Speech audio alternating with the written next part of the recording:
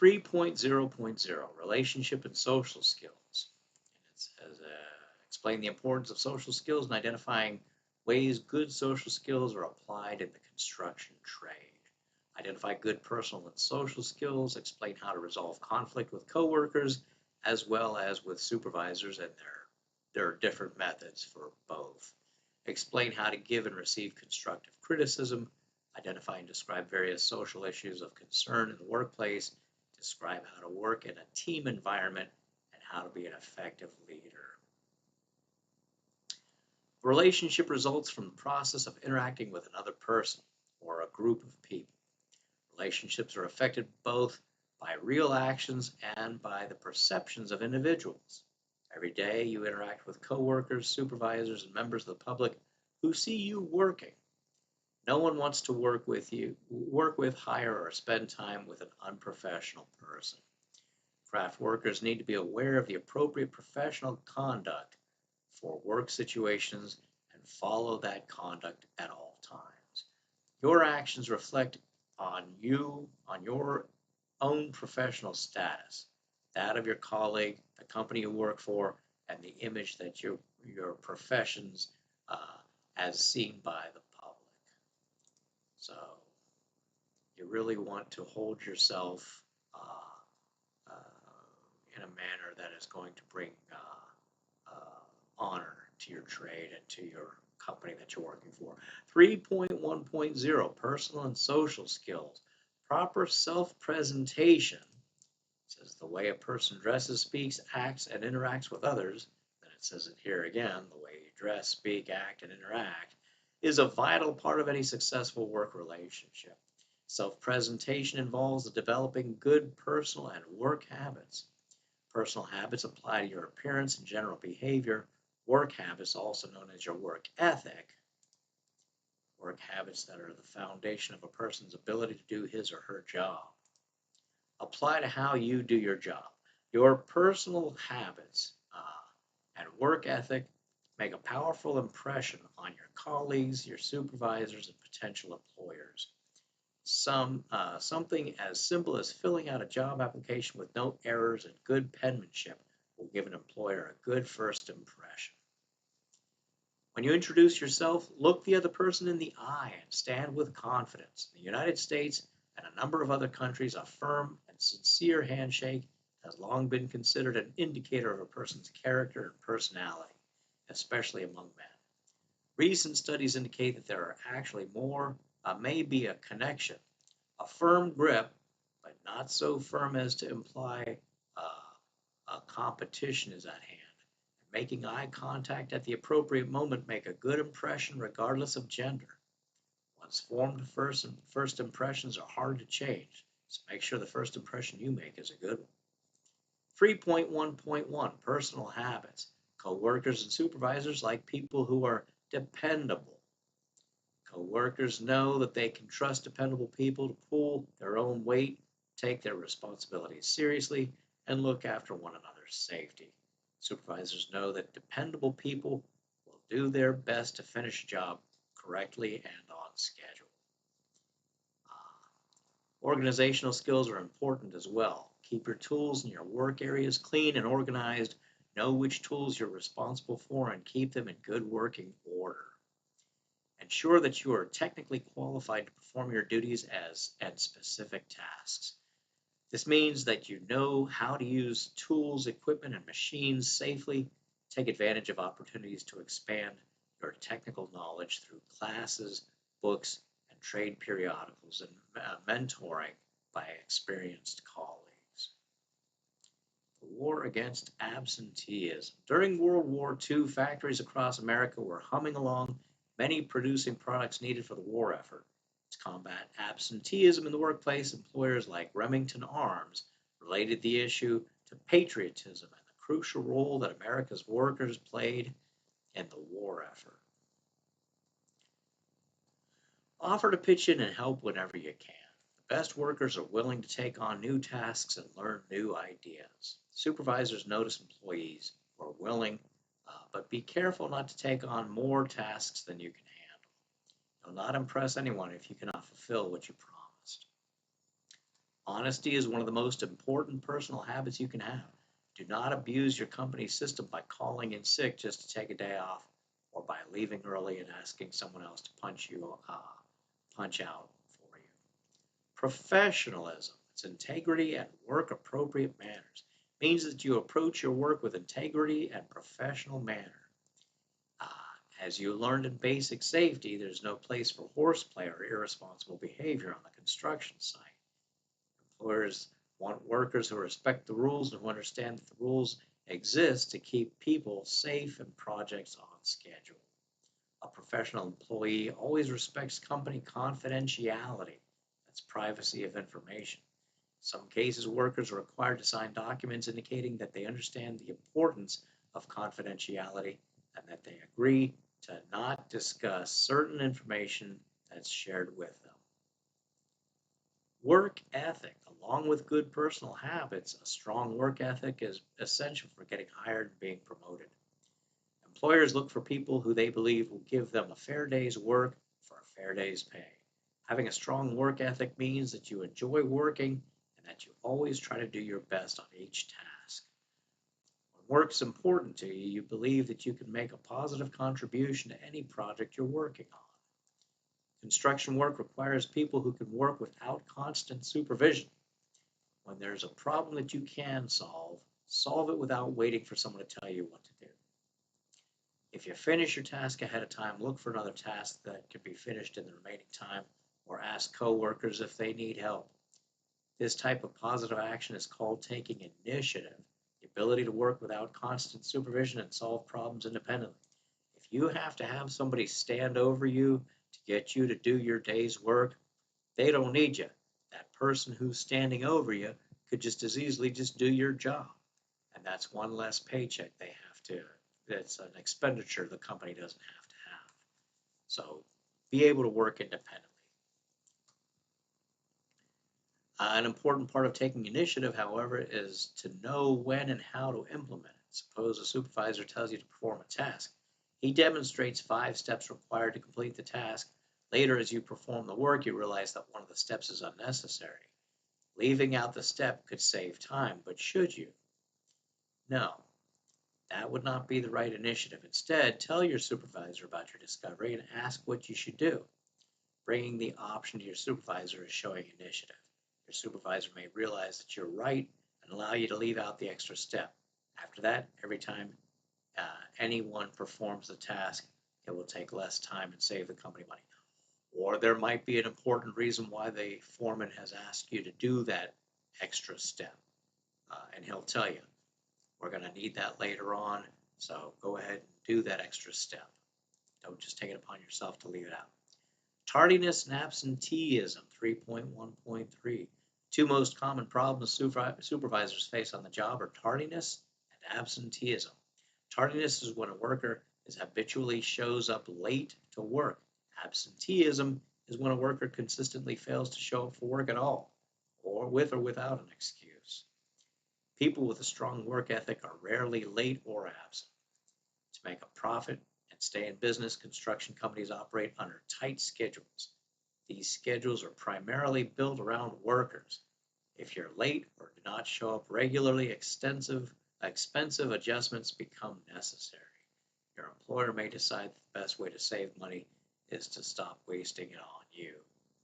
Consider the following suggestions for improving or maintaining your record of punctuality and attendance.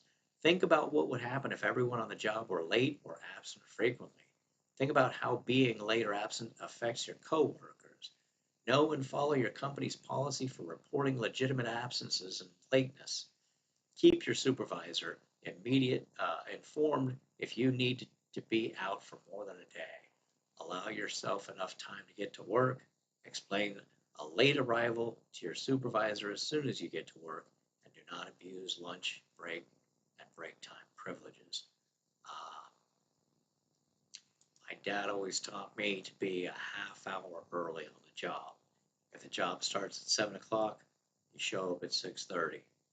His reasoning was, you get there, you walk leisurely into the job site, you go through the turnstile or go through the check-in point, you get to the gang box, and you set your tools down, you pour yourself a cup of coffee, and you have time to drink and enjoy that coffee while others are arriving to the job and showing up at the gang box. And then at 7 o'clock, you're done with your coffee. Your foreman comes and unlocks the gang box and gives you the daily talk, safety, or what have you, or he disperses the jobs to everyone. And then your day just goes very smoothly.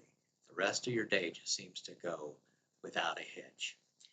When you get there with 5 minutes to spare and you're trying to put your shoes on as you're running across the parking lot, you drop one behind, you have to go get it back and get it.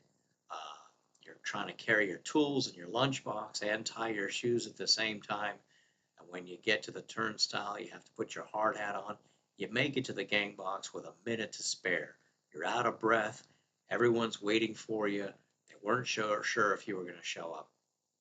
It seems to affect the rest of your day. For the rest of your day, you feel pressure. You feel like you're out of time. You feel like you're on a tight time constraint. Psychologically, it just really affects you negatively when that's the way you arrive to the job site. So get there a half hour early. When I started doing that, my whole attitude changed on the job. I enjoyed my job much more. 3.2.0, conflict resolution. Conflict resolution is an important relationship skill because conflict can happen anywhere, anytime. Conflicts between you and your co-workers can arise because of disagreements over work habits, different attitudes about the job or the company, differences in personality, appearance, culture, or age, or distractions caused by problems at home. Conflicts between you and your supervisor can happen because of a disagreement over workload, lateness or absenteeism, or criticism of mistakes and inefficiencies. Sufficient disagreements with a supervisor should be reported to the Human Resources Office of your employer. Most of the time, people are not trying to turn disagreements into conflicts. People are often unaware of the effects of their behavior. Before reacting negatively to a coworker's behavior, remember to be tactful, being aware of the effects of your statements and actions on others. This means considering how the other person will feel about what you say or do. Do not accuse, embarrass, or threaten the person. This behavior rarely leads to an acceptable solution to anything. Never let a disagreement or conflict affect your job performance, team morale, or most importantly, site safety. The goal is to keep the events from turning into conflicts in the first place. If that's not possible, then the next best thing is to address the conflict quickly and resolve it professionally. Try one of the following techniques to cool the situation down. Think before you react. Walk away, explaining that you need some time to think through the situation. Try not to take it personally. Avoid being drawn into others' disagreements. Do not let a conflict simmer and then boil over before you take action. Not only is it unprofessional, tempers may flare unexpectedly and make the situation worse. Being proactive when an issue becomes uncomfortable is usually better than being reactive. This is true unless the tempers are already out of bounds. In that case, it may be best to allow some time to pass. If despite your best efforts the conflict escalates, walk away and notify your supervisor immediately. Keep in mind, however, that there are important differences between the way you resolve conflicts with your coworkers and the way you resolve conflicts with your supervisor. So here's resolving conflicts with coworkers. Begin by admitting to each other that there's a conflict.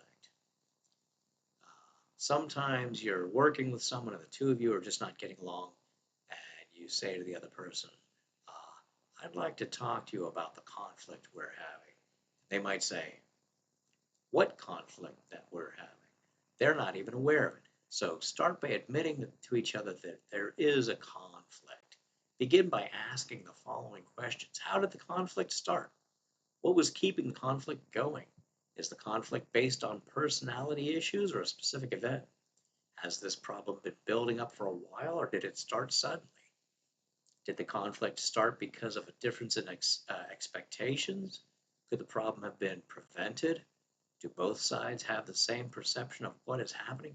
A lot of times I've found on jobs, conflicts happen because of different levels of skill level. You want to accomplish a task in a certain way, and the person you're working with who has the same number of years in the trade as you, who have worked on jobs, they have a completely different solution to the problem. And they think their solution is best, and you think your solution is best, and that's where the conflict exists. Egos. Once you've analyzed the situation, discuss the possible solutions, you'll probably have to compromise. Oh, stop. Compromise when people involved in a disagreement make concessions to each other to reach a solution that everyone agrees on.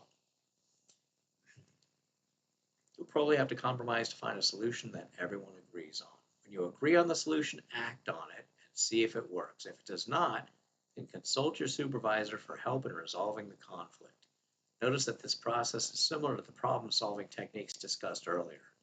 If you find that the conflict happened because you were wrong, apologize. An apology is not a sign of weakness, it's a sign of respect. Once an agreement or compromise has been reached, stand by it in every possible way and do so with a positive attitude. Here's 3.2.2, resolving conflicts with your supervisor. You have to be careful how you go about this because you don't want to anger your supervisor. Even though it's not right, you could end up losing your job. It says you can usually approach coworkers as equals because you're working on the same job. However, on the job, your supervisor is in charge of you and your work. This means that you must use a different approach to resolve conflicts with your supervisor. Before going to your supervisor, take some time to think about the cause of the conflict. Consider writing down your thoughts. Organizing the information this way often puts things into perspective. When you approach your supervisor, do so with respect. Wait until your supervisor has a free moment and then ask if you could arrange a time to talk about something important, or leave a message or note for your supervisor asking to meet. Be willing to meet at a time that's convenient for your supervisor. Remember, supervisors have many responsibilities. They do not have much free time during the regular workday. You may have to meet before or after work. When meeting with your supervisor, speak calmly and clearly. Do not be emotional, sarcastic, or accusatory. Do not confront your supervisor in a threatening or angry way. State only the facts as you see them. Never say anything that you cannot prove. Do not mention the names of your coworkers unless they are directly involved. And if you want to suggest changes or solutions, explain them clearly and discuss how they will benefit the people involved. Once you've made your case, allow your supervisor to make a decision. You should accept and respect your supervisor's final decision. It may not be the one you wanted, but it will be the one that must be followed. 3.3.0, giving and receiving criticism. As a construction professional, you'll always be learning something new about your job. New technologies, materials, and methods appear all the time. For example, talking to an experienced construction worker can help you learn new ways to perform a task. As your skills improve with practice, you'll be able to use tools and methods that you were not able to use before. This is a common way of learning on the job. Another way to learn on the job is through constructive criticism.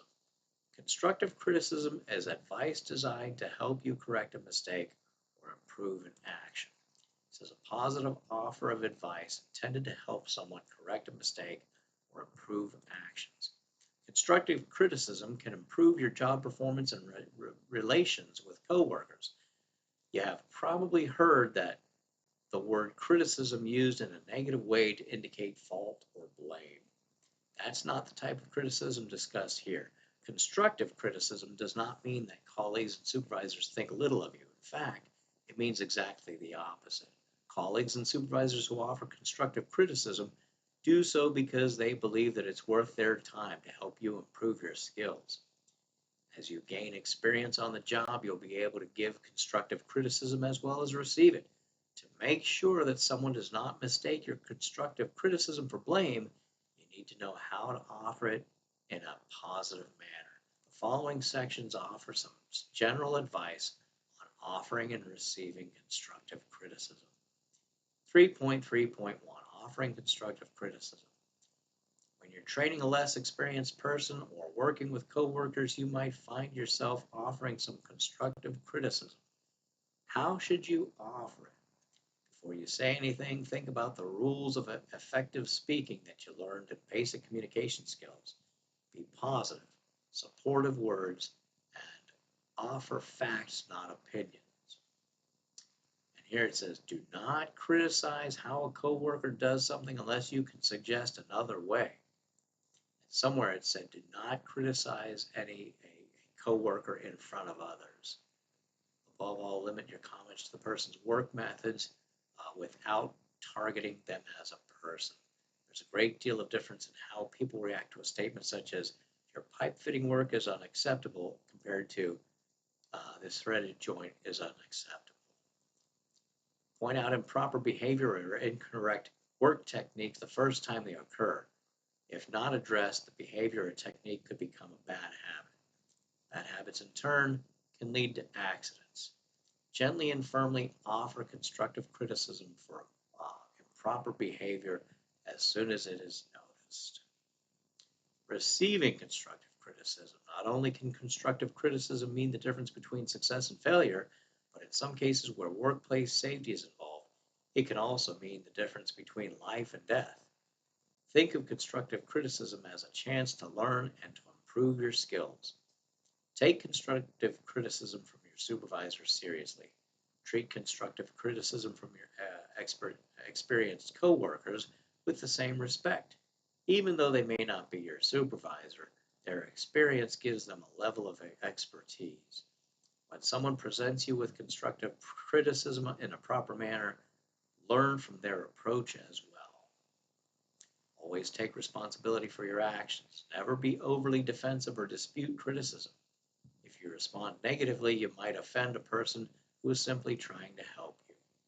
When someone offers you constructive criticism, demonstrate your positive personal habits and work ethic. If the criticism is vague, ask the person to suggest specific changes that you should try to make. If you do not understand the criticism, ask for more detail. It's all in how you say it. Constructive criticism should be given in a positive, non-confrontational way. People can be sensitive, and when you approached about how they do their job, it becomes very personal to them. When delivering constructive criticism, it's not a good idea to start the sentence off with you, because it will immediately put the person on defense. Instead, try starting out with, in the future. This approach will sound less like an attack on their abilities, and they will react and listen better. Destructive criticism. Constructive criticism has positive effects. However, you may also encounter destructive criticism. Destructive criticism, as its name suggests, is designed to hurt, not help the person receiving it.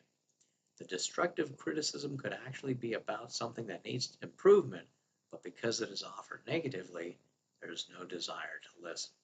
If you receive destructive criticism, the professional thing to do is to stay calm. Do not get into a fight by replying in a negative tone. Find a way to let the person know how the criticism made you feel. If there's a legitimate criticism beneath a destructive tone, ask the person to offer positive suggestions for ways that you can improve. By taking a positive approach to negative criticism, you can set a good example for others. 3.4.0 Social issues in the workplace. The modern construction workplace is a cross-section of our society. A typical construction project involves men and women from all walks of life, of many ethnic and racial backgrounds, and often from many different countries. Many workers speak more than one language. Workers have grown up in and currently live in many different income brackets. Construction workers face a wide range of mental and physical demands every day on the job. These demands can sometimes feel overwhelming, and people may seek to escape pressure through illegal drugs or alcohol abuse. As a construction professional, you need to be aware of these issues. You also need to know what to do if someone is behaving inappropriately. You may encounter the following issues in the workplace: harassment or bullying, stress, drug or alcohol abuse. Harassment is a type of discrimination that can be based on race, age, disabilities, sex, religion, cultural issues, health, or language barriers. Bullying is unwanted aggressive behavior that involves a real or perceived power imbalance. This form of harassment may include offensive, persistent, insulting, or physically threatening behavior directed at an individual. Harassment. Harassment is a broad term describing negative social behavior that can be based on race, age, disabilities, gender, religion, cultural issues, health, or language barriers. Harassment often takes the form of ethnic slurs, racial jokes, offensive or derogatory comments, and other verbal or physical conduct. It can create an intimidating, hostile, or offensive working environment. It can also interfere with an individual's work performance. One type of harassment commonly reported and talked about is sexual harassment. Sexual harassment is a type of discrimination that results from unwelcome sexual advances, requests, or other verbal or physical behavior with sexual overtones. While other forms of harassment may not have been talked about as much or as openly in the past, this issue has made headlines for many years. When someone makes unwelcome sexual advances or requests or exhibits verbal or physical behavior with sexual overtones, he or she is guilty of sexual harassment. Contrary to popular belief, sexual harassment can happen between members of the opposite sex or even those of the same gender. The harasser may threaten to fire the victim to keep him or her quiet. Sexual harassment is illegal, and if you experience it, you should report it to your supervisor immediately. Usually, sexual harassment is a pattern of behavior repeated over a period of time. So if you do not report it, you run the risk of experiencing it over and over again. What I say is unwanted touching is also a form of sexual harassment. And some guys on the job like to play a game called grab ass, where you're on a ladder and they'll tweak the upper thigh or even your butt cheek because it startles you and it makes you jump. It's unsafe because if you're on a ladder, you could fall off and hurt yourself.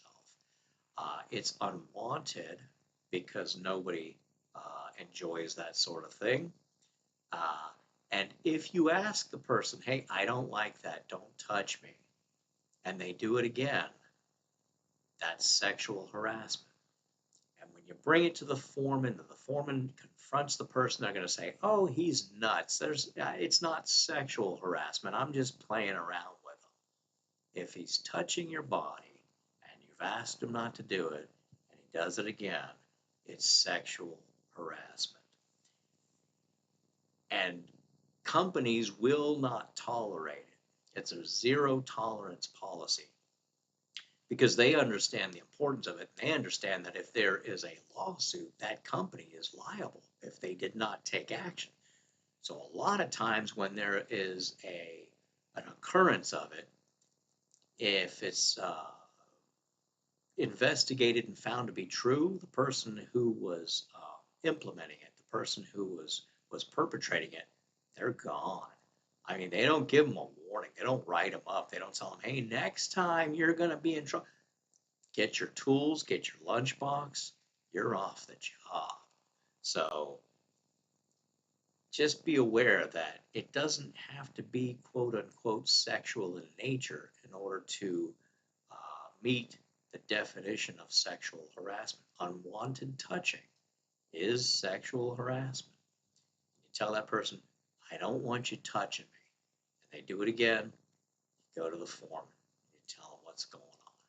And if the foreman just blows it off and says, well, he didn't mean anything by it, you say, okay, if it happens again, I'm going over your head to your boss, or I'm going to call the newspapers. I'm going to call Health and Human Resources. I'm going to go to somebody official. They will definitely do something about it. They won't allow it to become a big issue. So pursue it. You don't deserve to put up with something like that. If they talk to the person the first time and it stops, okay, well then it stopped. That's all you were asking for anyway. You don't have to be vindictive. You don't have to try to get that person fired. You just go and report it. And if it stops, it stops. If they hold a grudge and later on they start acting out in different ways because of that grudge, then you go back to the foreman and you make another complaint. But no, it's not something that anyone needs to put up with on the job site. Bullying may be more common than either sexual harassment or racial discrimination on a job, but it's not reported as often. The term bullying is perceived by most people to be related to school-age children. The United States government defines bullying as the unwanted aggressive behavior among school-age children that involves a real or perceived power imbalance. That definition covers a lot of ground. When bullying is discussed among adults, it's typically referred to as hazing, stalking, or simply harassment. Most adults are uncomfortable using the term bullying when reporting such behavior, as they also perceive it to be related to school-age children. Using the term makes adult victims feel childish to report it as a result. Bullies may target those that appear to be a threat to them and feel they need to control the threat. In some cases, it occurs simply because the individual feels stronger and wishes to exert control to build on their feeling of superiority. Workers should understand that dealing with an adult bully can be very much like trying to work things out with a school-aged bully. Adult bullies are often lifetime bullies, having started their practice at an earlier age. They're not typically interested in compromise or improvement. Bullying makes them feel important and in control. Adult bullies are hard to change through simple interaction and positive discussion. Workplace bullying can come from an individual or even a group. Bullying, just as any other form of harassment, can cause serious emotional and physical illness, such as anxiety, depression, and hypertension among victims. It creates a hostile work environment, and it will not be tolerated.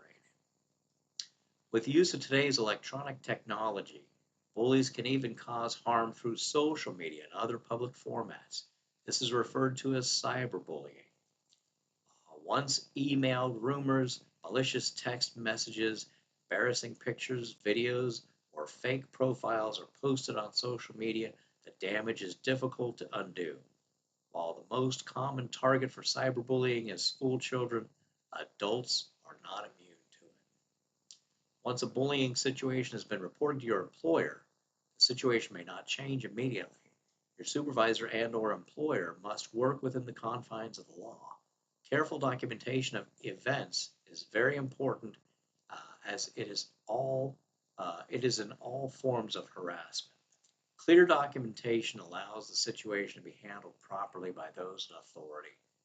Since there are laws prohibiting such behavior and your coworkers are not school children, legal action will often occur based on careful documentation. 3.4.2 Drug and Alcohol Abuse.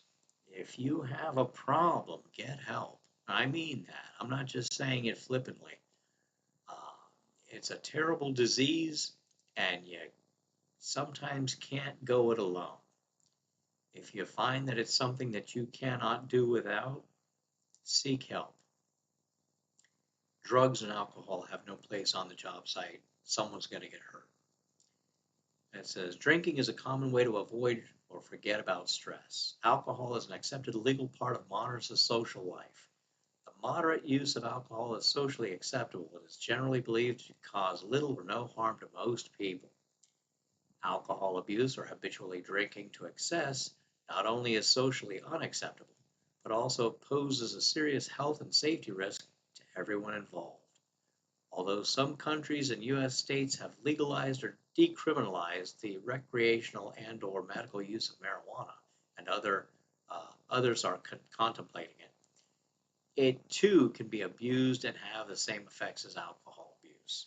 Regardless of whether alcohol and marijuana are considered socially acceptable, there is no room in the workplace for either substance. Among employers, this is referred to as zero tolerance.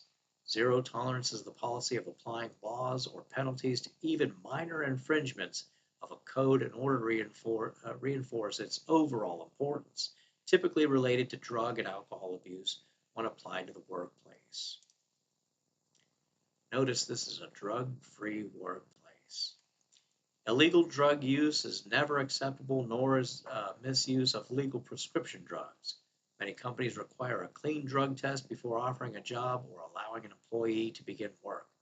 In fact, many employers in the construction industry are often required to share records related to drug testing as part of their obligations to their clients.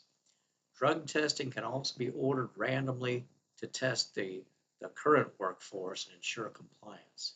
Further, an accident in the workplace often leads to immediate drug testing to determine if illegal substances were a factor. If you get hurt on the job and they take you to the hospital, they're going to do a blood test. It's automatic. And if you had too high of a level of alcohol or drugs in your system, workman's comp won't pay a dime. It'll all be on you, and you'll lose your job. There are a number of situations that can lead to a drug test beyond a pre-employment situation. This matter is taken very seriously by the industry as a whole. Warning: working under the influence of drugs and alcohol can have serious consequences.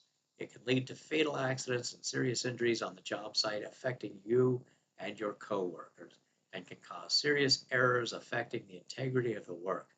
In addition, causing harm to people or property in the workplace while under the influence of substances can also lead to personal liability for the results of a poor choice. Types of drugs that are sometimes used inappropriately by workers include the following: you have amphetamines, methamphetamines, barbiturates, hallucinogens, opiates, synthetic drugs. Amphetamines are a class of drugs that cause mental stimulation and feeling of euphoria. Methamphetamines are highly addictive crystalline drugs derived from amphetamines that affect the central nervous system. Barbiturates are a class of drugs that induce a relaxation, slowing the body's ability to react. I think they consider alcohol to be a barbiturate.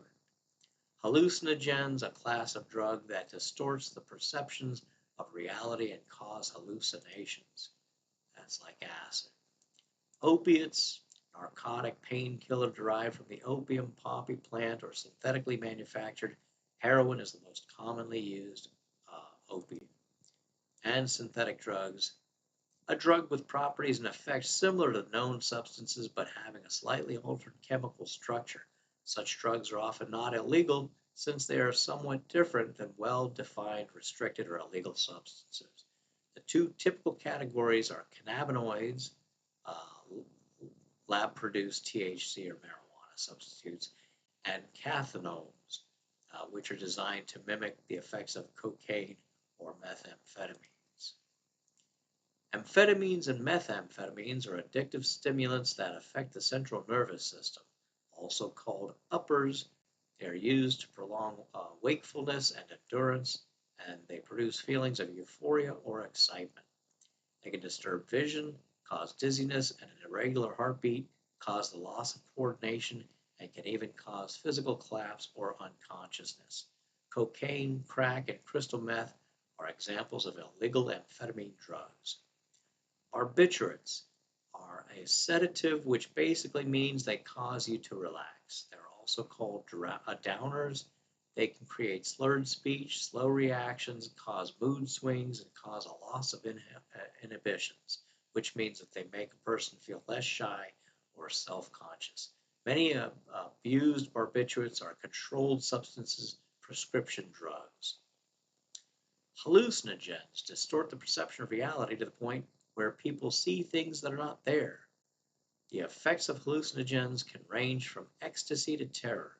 When someone is hallucinating, they put themselves and others at great risk because they cannot react to situations the right way. Hallucinogens can also cause chills, nausea, trembling, and weakness.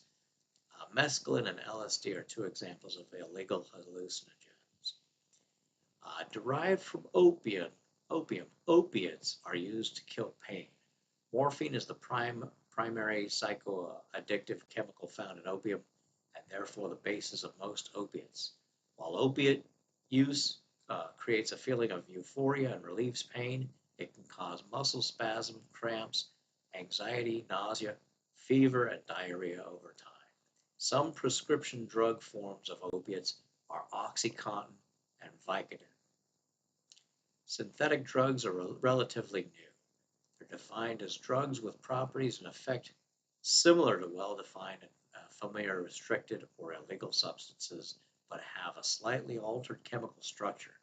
Such drugs are often not illegal since they are somewhat different from the illegal substances. However, due to the health risks and other problems associated with them, legislation has begun in some areas to control them. Two typical categories are cannabinoids, lab-produced THC or marijuana substitutes, and cathinones, which are designed to mimic the effects of cocaine or methamphetamines. The cathinones are more commonly known as bath salts, but they are not used for this purpose. Synthetic drugs have quickly become readily available for retail sale.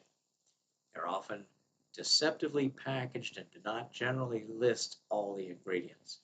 Synthetic drugs can be extremely hazardous and even deadly, and users have no idea what their true composition is. Lab testing has shown that potency of some formulas can be as much as 500 times as potent as marijuana. If you abuse drugs or alcohol, you'll probably not be able to get it or keep a job you want. If you are discovered using illegal drugs, you can be fired on the spot because of the safety risks related to the drug use. Addiction affects your well-being and state of mind, and you cannot do your best on the job or at home. It can also jeopardize your relationships with friends, family, co-workers.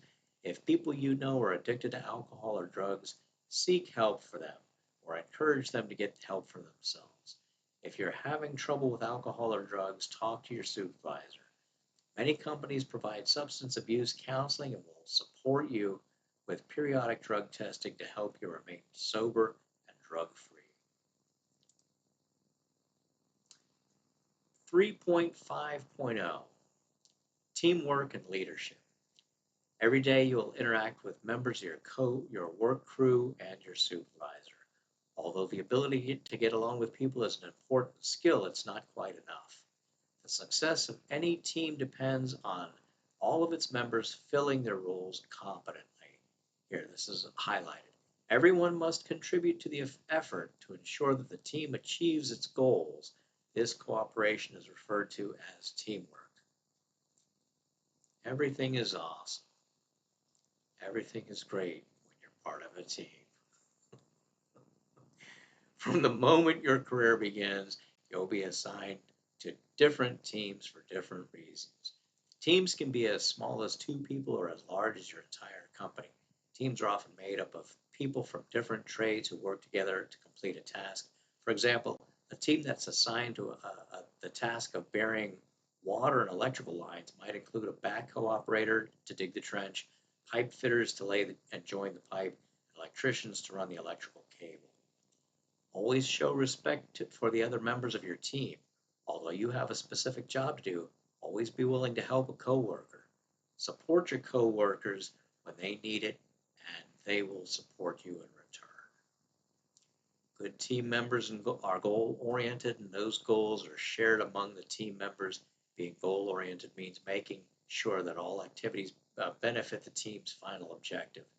Whatever the end result is, fabricating fittings, laying pipe, or framing a house, everyone on the team knows the desired result in advance and concentrates on achieving it. To be a good team member, strive to do the following. Follow your team leaders and or supervisors' directions. Accept that others might be better at some of the tasks than you. Keep a positive attitude when you work with other people. Recognize that the work you do for the benefit of the entire company and not for you personally. Uh, Learn to work with people who work at different speeds. Accept goals that are set by someone else, not by you. Trust other members of the team to perform their tasks just as you perform yours. Appreciate the work of others as much as you appreciate your own. Discrimination is prohibited. Title VII of the Civil Rights Act of 1964 prohibits employment discrimination based on race, color, religion, sex, or national origin. Equal Pay Act of 1963 protects men and women who perform substantially equal work in the same establishment from sex-based wage discrimination. Age Discrimination in Employment Act of 1967 protects individuals who are 40 years of age or older from workplace discrimination. Title I and Title V of the Americans with Disabilities Act 1990 prohibits employment discrimination against qualified individuals with disabilities in the private sector and in state and local governments.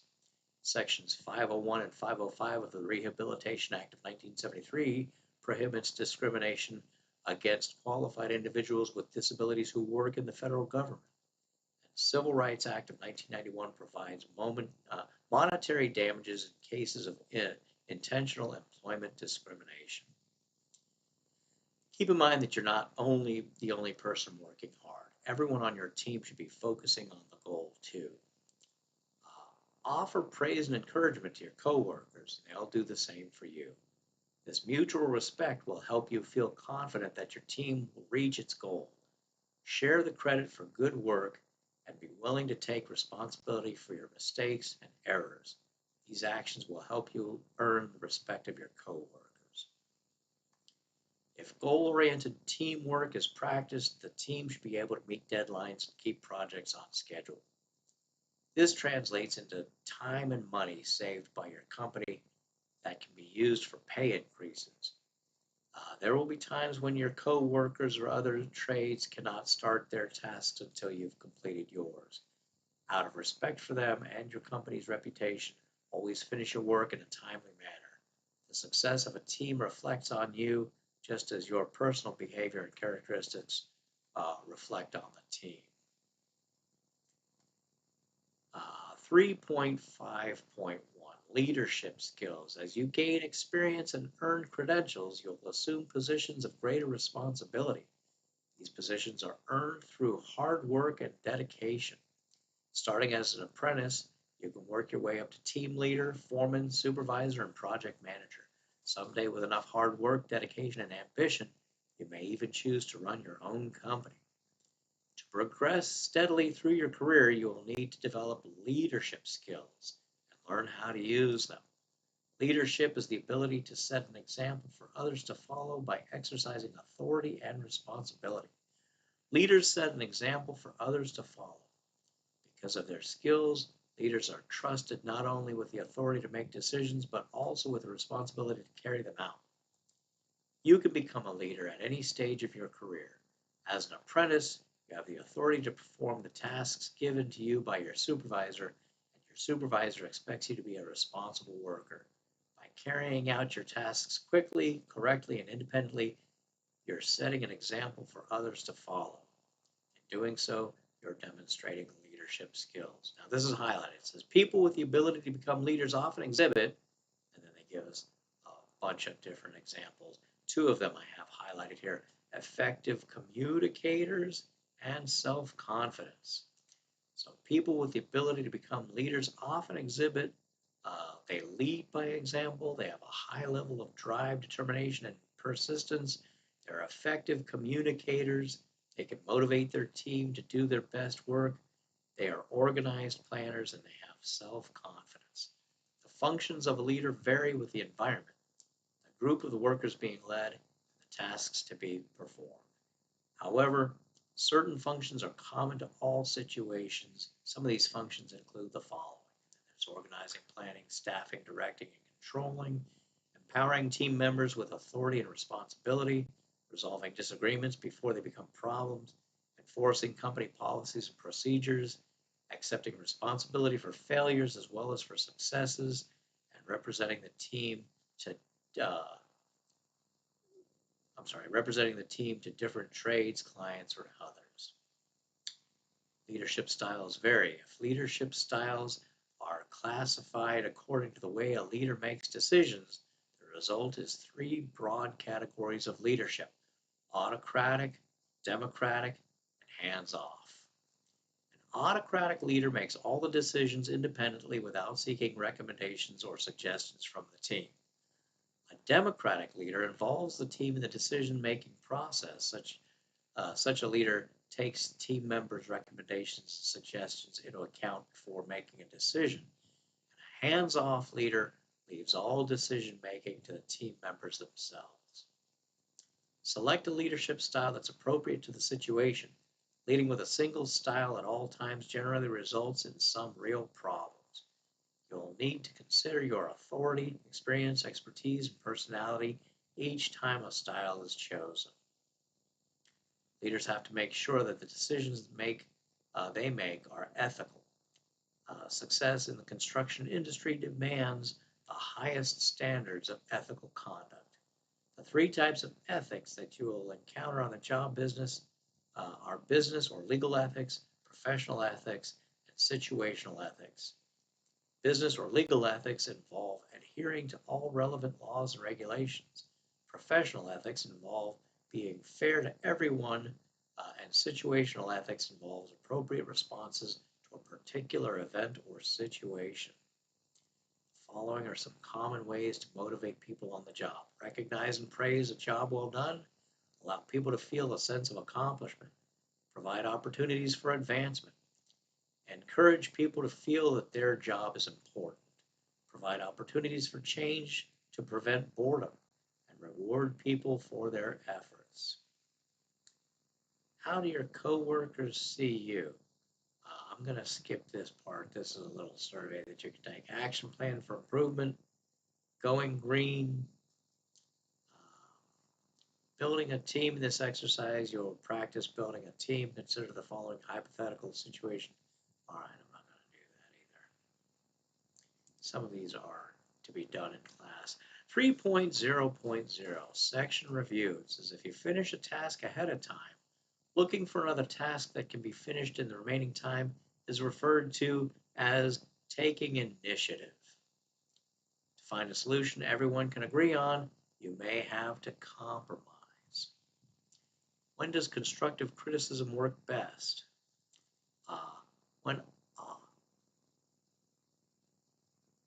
Well, it should be when offered immediately when a problem arises. When offered often, when offered occasionally, when offered by a member of management, when offered loudly in front of coworkers. I'd say when offered occasionally. If it's offered often, it just becomes, this guy's riding me. I'd say occasionally. To put an end to personal bullying, one of the most critical things an employee can do is carefully document the events when they happen.